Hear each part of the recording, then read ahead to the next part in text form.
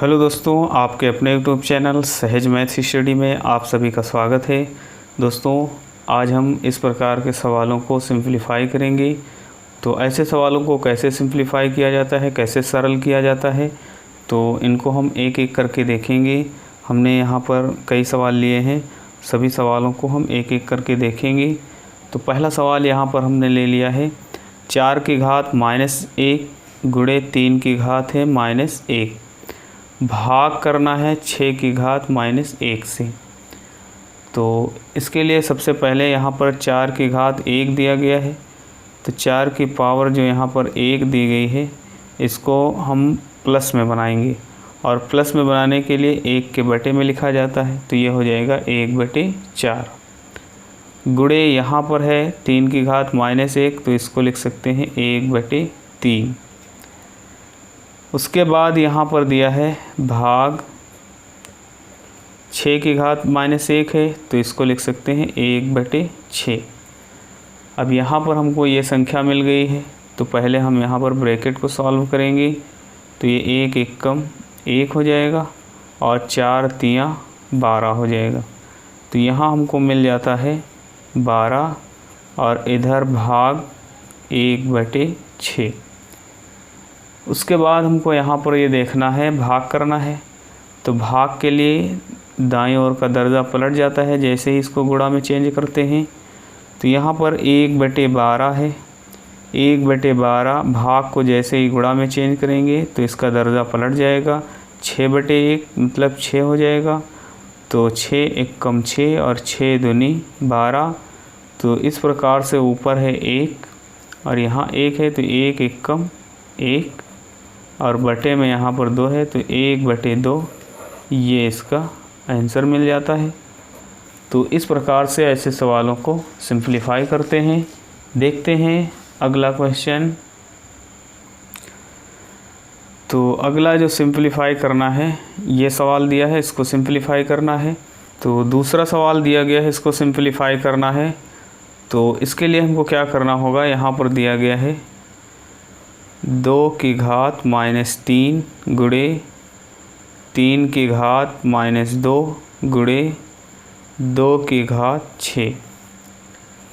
उसके बटे में दिया है 2 की घात 2 गुणे, यहाँ 9 दिया है तो 9 को हम लिख सकते हैं 3 की घात 2, क्योंकि 3 त्रिका 9, और गुणे में है 3 की घात -5। तो गुणा में घातें जुड़ जाती हैं, इसलिए हमको क्या करना होगा, यहाँ पर जो दिया गया है गुणे में जब आधार सेम होता है तो घातें जुड़ जाती हैं गुणा में। तो इसका और इसका आधार सेम है, तो यहाँ पर 2 की घात -3 प्लस यहाँ 2 की घात 6 है, तो यहाँ पर हो जाएगा 6, और गुणे में यहाँ पर जो दिया गया है 3 की घात -2, तो 3 की घात -2 यहाँ पर लिख लेंगे। बटे में यहाँ पर जो है ये आधार सेम है, इसलिए इनकी घातें जुड़ जाएंगी। तो यहाँ लिख सकते हैं 2 की घात 2 और गुणे 3 कामन ले लेंगे, और यहाँ पर 3 की घात 2 और यहाँ माइनस दिया है तो प्लस हमको करना है, क्योंकि गुणा में घातें जुड़ती हैं। तो यहाँ हो जाएगा -5। अब इसको जब सॉल्व करेंगे तो 2 की घात यहाँ मिल जाएगी, 6 से 3 निकल जाएगा, 3 बचेगा। गुणे यहाँ पर 3 की घात हमको मिल जाती है -2, और बटे में यहाँ पर है 2 की घात 2 की घात 2 लिख लेते हैं, और गुणे में यहाँ पर दिया है घातें जोड़ लेंगे, तो ये माइनस का है, तो यहाँ 2 इसमें से निकल जाएंगी, तो माइनस की 3 घात बचेगी। तो यहाँ पर हम लिख सकते हैं 2 की घात -3। उसके बाद यहाँ पर हम देखते हैं, तो इसकी घात है 3, तो यहाँ पर इसकी घात है 3, तो यहाँ पर हम 3 की घात, यहाँ 3 की घात दी गई है, तो 3 की घात में जब इसको माइनस करेंगे तो यहाँ हमको लिख लेना होगा 3, तो 3 की घात -3 हो जाती है।